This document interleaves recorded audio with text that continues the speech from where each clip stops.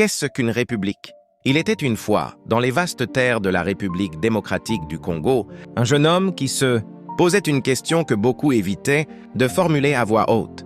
Qu'est-ce qu'une république? Un soir, alors que le soleil disparaissait derrière les collines et que les lumières de la ville commençaient à s'allumer, il s'assit au bord du fleuve, contemplant les eaux calmes et puissantes du Congo.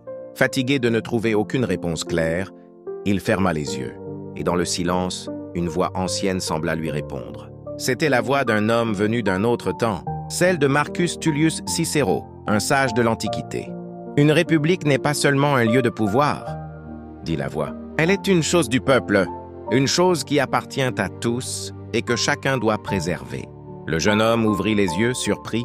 Alors il regarda autour de lui. Les marchands qui rangeaient leurs étals, les enfants qui riaient, les travailleurs qui rentraient chez eux, et il comprit peu à peu. La République n'était pas seulement dans les bâtiments qu'il voyait au loin. Elle était dans les comportements, dans les choix, dans le respect de l'autre, dans la justice que chacun rend à son prochain. La voix reprit doucement. Une République vit lorsque ses citoyens comprennent qu'ils ne sont pas de simples habitants, mais les gardiens de leur propre destin. Le jeune homme se leva alors, le regard changé. Il comprit que la République ne dépendait pas uniquement des dirigeants, mais aussi de lui-même, de chaque citoyen, de chaque acte posé au quotidien. Et à cet instant précis, face au fleuve immense, il réalisa une vérité simple mais profonde. Une république commence là où le peuple devient responsable de lui-même. L'épisode 2 parlera de l'origine du pouvoir.